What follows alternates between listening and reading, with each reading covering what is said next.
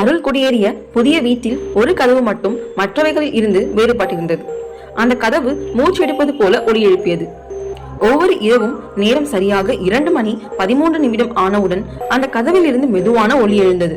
அருள் அதை தன் பெற்றோரிடம் கூறினான். அவர்கள் சிரித்து விட்டனர்.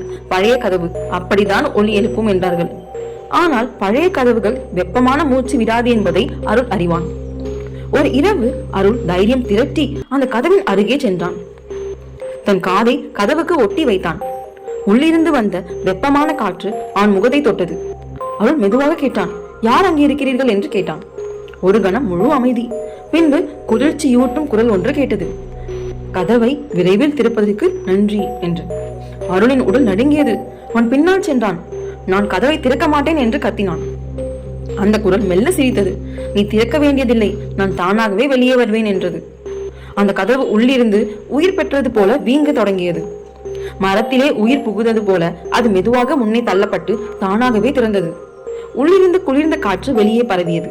அந்த இருளின் 2 மங்கலான கண்கள் மின்னின.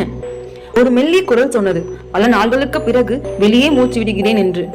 அருள் நடுவும் குரலில் சொன்னான், திரும்பி செல்லுங்கள், இங்கே வராதீர்கள் என்று. அந்த உருவம் ஒரு கணம் நின்று மீண்டும் இருளுக்குள் கரைந்து போனது. கதவு மெதுவாக மூடியது. அன்றிலிருந்து அந்த கதவு மூச்செடுப்பதே இல்லை.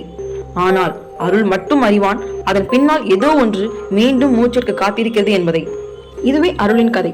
இந்த வீடியோ பிடிச்சிருந்தா மறக்காம லைக் பண்ணுங்க, கமெண்ட் பண்ணுங்க, ஷேர் பண்ணுங்க. இது போன்ற மேலும் வீடியோக்கள் பார்க்கணும்னா இந்த சேனல் சப்ஸ்கிரைப் பண்ணிக்கோங்க. இந்த வீடியோ பார்த்ததுக்கு நன்றி.